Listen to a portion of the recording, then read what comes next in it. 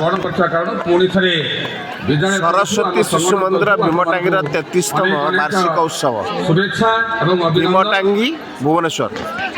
ଆଜି ବିଦ୍ୟାଳୟର ପ୍ରଥମ ଦିବସ 2 ଦିବସୀୟ ବାର୍ଷିକ ଉତ୍ସବ ଅଛି।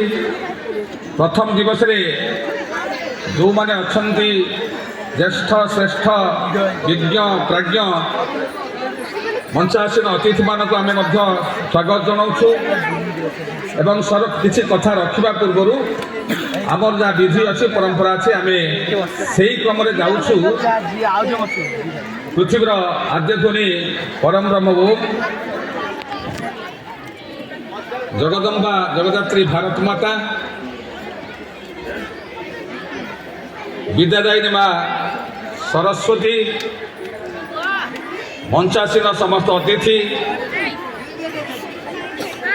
ପୁରଭାଗରେ ଉପବେଶନ କରିଥିବା ଶ୍ରଦ୍ଧେୟ କୁନି କୁନି ବିଦ୍ୟାର୍ଥୀ ବନ୍ଧୁ ଅଭିଭାବକ ଅଭିଭାବିକା ପତ୍ରକାର ବନ୍ଧୁ ଆରକ୍ଷୀ ବାହିନୀ ଏବଂ ସମସ୍ତ ସହଯୋଗୀ ଆଚାର୍ଯ୍ୟ ଏବଂ ଆଚାର୍ଯ୍ୟା ଭାଇ ଭଉଣୀମାନଙ୍କୁ ଆମ ତରଫରୁ ଆମେ ଅନେକ ଅନେକ କୃତଜ୍ଞତା ଜ୍ଞାପନ କରୁଛୁ। ସମସ୍ତେ ଉପସ୍ଥିତ ଅଛନ୍ତି, କାର୍ଯ୍ୟକ୍ରମ ଉପଭୋଗ କରିବେ।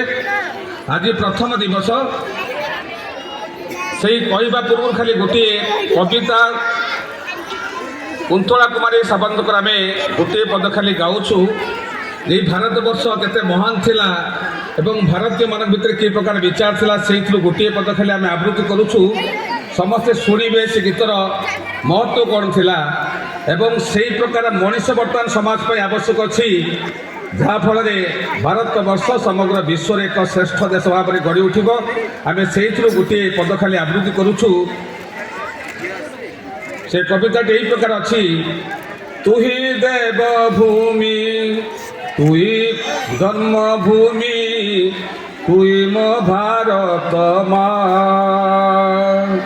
তোর পাদ ধূলি মুন্ডে হই বলি রখিবি তোর না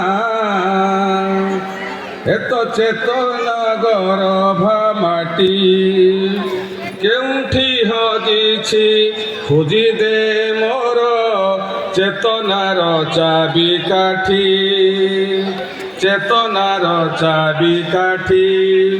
ଇଏ ହେଉଛି ସେଇ ଭାରତବର୍ଷ ଥିଲା ଯେଉଁଠି ସବୁ ପ୍ରକାର ଚେତନା ବା ସଂସ୍କୃତି ପରମ୍ପରା ସ୍ୱବୋଧ ସ୍ୱତନ୍ତ୍ରତା ଏସବୁ କଥା ଚାଲିଥିଲା।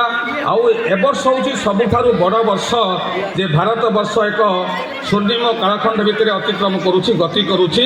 ସେ ହେଉଛି ପ୍ରଥମେ ଯେଉଁ ମାତୃ ସଂଗଠନ ବିଚାରରେ ଏ ବିଦ୍ୟାଳୟ ଚାଲିଛି ତାର ଶତବାର୍ଷିକୀ ପୂର୍ତ୍ତି ହେଇଛି, 101 ବର୍ଷରେ ପଦାର୍ପଣ କରିଛି। ଏ ସମସ୍ତ ଭାରତୀୟମାନଙ୍କ ପାଇଁ ମଧ୍ୟ ଖୁବ୍ ପ୍ରେରଣାର ବର୍ଷ ଅଛି।